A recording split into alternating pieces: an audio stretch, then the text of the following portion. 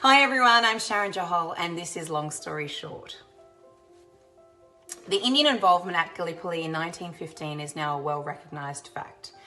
Just like the Aussies and the New Zealanders, they fought a war in a strange land far from their own and against an enemy they knew little about. 1,400 Indian soldiers lost their lives at Gallipoli. Particularly noteworthy for me as a Sikh is the contribution of the 14th Sikh Regiment at the Third Battle of Kutia on the 3rd and 4th of June 1915. 371 Sikhs fought valiantly to their death in this battle. 22 Victoria Crosses were awarded to Indian soldiers and 14 of them were to Sikhs.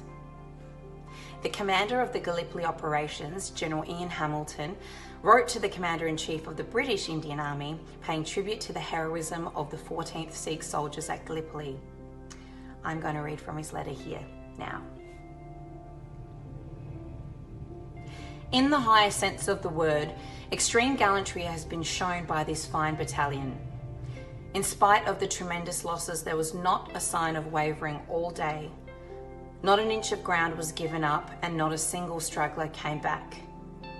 The ends of the enemy trenches leading into the ravine were found to be blocked with the bodies of Sikhs and the enemy who died fighting at close quarters.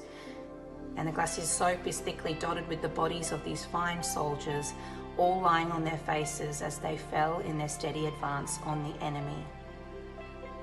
The defence of the point gained in the ravine, with an enemy entrenched on both sides above it, speaks for itself and is a very fine example of the way the Sikh bears himself as the stubborn fighting man.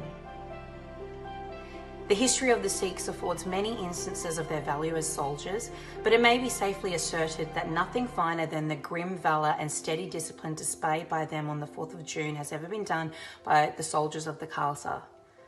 The devotion to duty and their splendid loyalty to their orders and to their leaders make a record their nation should look back upon with pride for many generations. Sat Sri Akal.